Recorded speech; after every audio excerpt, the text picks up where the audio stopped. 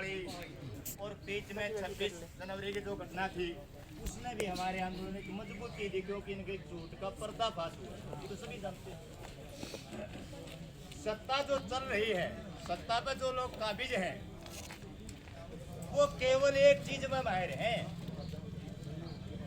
कि झूठ बोलो और इतनी बार बोलो कि वो सच में बदल जाए। ये हमारा आवाम पागल हो रहे, क्योंकि पूरी मीडिया का और गोदी मीडिया दोनों बराबर प्रचार करने वाला करे।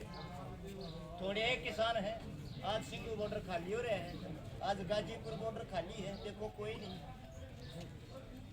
झूठ बोल रहे हैं। कहता हूँ इनके पास पूरे का पूरा मीडिया के द्वारा जो मिल रहा है, हर इनका अपना एक जो इन्फॉर्मेशन टेक्नोलॉजी के सारे जो चलते हैं, ये IT सेल है, ये इनको खबर नहीं देती। 4-5 लाख लोग लगातार 4.5 महीने से रुके, लेकिन अपने भारत की जो और आवाम है अपने साथ ना आए, इसलिए ये पूरा मोदी और गोदी मीडिया का सारा लागे परफेक्ट प्रचार करा।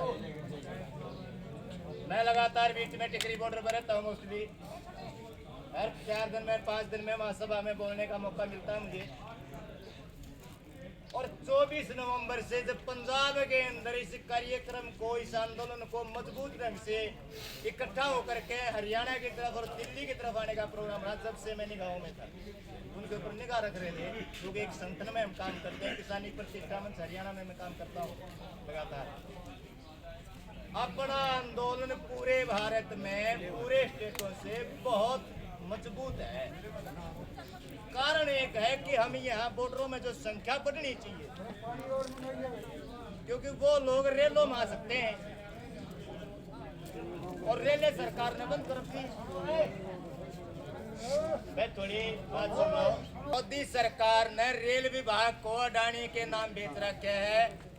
153 रेलें यहाँ अडानी की चलनी थी, जिसके लिए पिछला जो 6 महीने का जो प्रोग्राम था, वो रेलों का टाइम टेबल सेट करने के लिए 6 महीने का टाइम लगता है अब हालात में।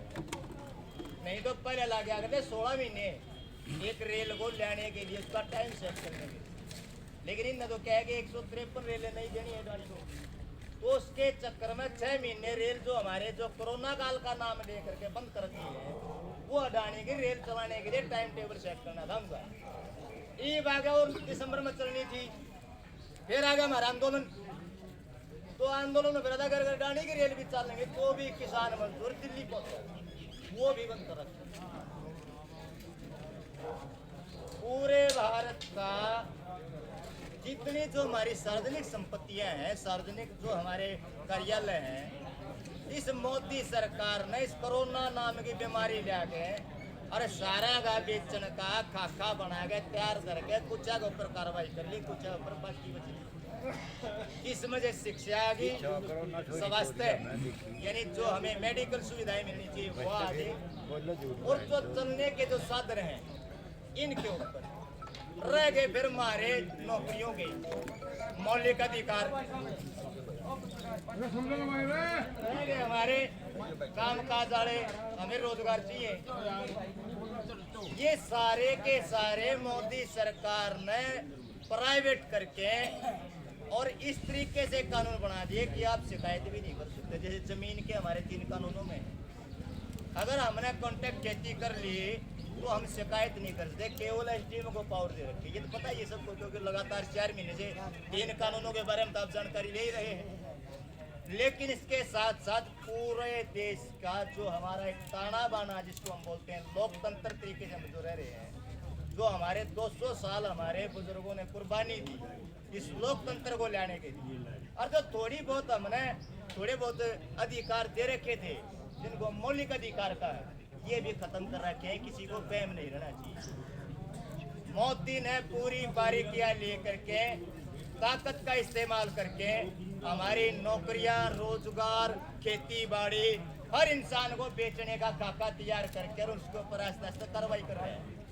हमने समझदारी से पंजाब के जो किसान मजदूरों, मैं इनका बहुत शुक्रगुजार हूँ कि पूरे भारत को इन्होंने एक रास्ता ले कर दिल्ली की सर्द बाग में बैठे हुए हैं। हमारा फर्ज बना है कि उनके जो भी योगदान है, उस योगदान में हम अपना योगदान ज्यादा दें क्योंकि हम नजदीक है। अब उनका कोई भी आह्वान आता है 40 लीडरों का, जिनके साथ 550 पूरे भारत की जो किसानों से संबंधित, मजदूरों से संबंधित जो यूनियन है वो सारी उनसे जुड़ी हुई है, और 40 आदमी हमने बना रखे हैं। उन 40 आदमी का कोई आह्वान आता तो हमें गांव-गांव में जाके, हर तबके में जाके, हर वर्ग में जाके इसको मजबूत करना चाहिए, क्योंकि हरियाणा उनकी सेवा पानी तो पूरी कर रहा है, लेकिन आंदोलन में संख्या बहुत कम रखे है। उसका कारण ये है कि मैं समझदार हूँ तो मैं तो आ जाऊँ हूँ, मेरे साथ 2 आदमी में जाने की कोशिश नहीं कर रहे हैं। मैं 25 नवंबर से एक संगठन के तौर पे लगातार पूरे गांव में 5-5 बार हमने सभाएं करी, लोगों को समझाया, हर तबके को बताया, भाई गरीब को तो 2 महीने हमारे बिना झेली जा, गरीब को तो और ज्यादा जरूरत है। लेकिन गांव के लोग उनके साथ उस तरीके से व्यवहार नहीं कर पा रहे जो थोड़ी देर पहले बहन जी ने बताया, ये सच है। इसमें हमारी कमियां रह रही हैं आंदोलन में। इस कमियों को दूर करते हुए इस सोच को बढ़ाओ थोड़ा, ये बहुत जरूरी हो गया है, और ये लंबा भी हो लिया है। तो सरकार जो सोच रही है कि इतनी कमियां लोगों में है, हमने उन कमियों को दूर करके सरकार को ये संदेश देना चाहिए कि हम सारे के सारे एक भाईचारे के तौर पे और इस आंदोलन के साथ मजबूत ढंग से ये हमें एक संदेश देना पड़ेगा।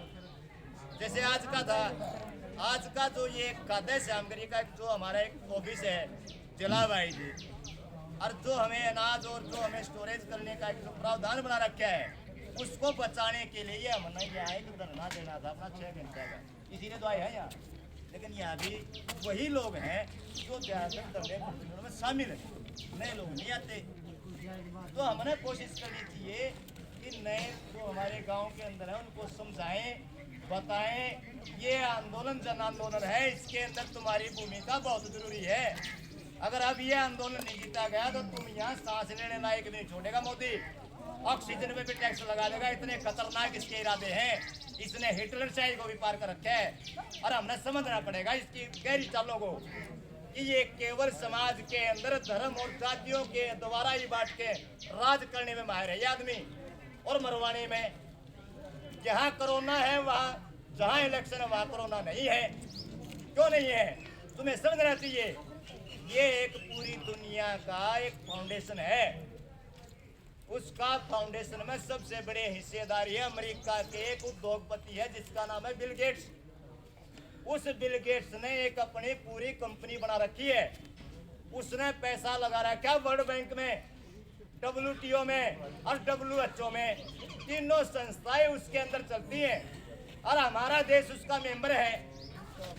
2017 में उसने एक अपना नया फार्मूला बना के नया व्यापार चलाया, जिसको 2019 में अक्टूबर के अंदर अमेरिका के कनाडा के एक होटल में 17 उद्योगपतियों की, पूरे संसार के 17 उद्योगपतियों की एक मीटिंग करके ये तय कराया कि आने वाले टाइम में कोरोना नाम की बीमारी लानी पड़ेगी। यह मेरी जरूरत है क्योंकि मैं दवाइयाँ दिलवाऊंगा, और भारत में उसकी 4 कंपनी है, और अमेरिका का सबसे बड़ा किसान है वो उद्योगपति, जिसके पास 2,43,000 एकड़ जमीन है। ये उसका कारपोरेट चल रहा है। वो कह रहे हैं भारत की भी जमीनें उद्योगपतियों को दो। 1991 से भारत इसके ऊपर काम कर रहा था। ये समझो इसका मतलब क्या है। जो ये आप रोड देख रहे हैं ना बड़े बड़े, ये आपके चलने के नहीं है, इनको कॉरिडोर बोलते हैं। आपकी तो बुकी ले करने के लिए छोटे छोटे रास्ते 30 किलोमीटर बजे रखे। समझो इस चीज को, गहरी चाल को। ये फार्म बन चुके हैं, ये जो अपना सापला है इससे इसका फार्म इस उद्योगपति का है। आने वाले टाइम में ये सारे कॉरिडोर उसके तहत बनाए जा रहे हैं।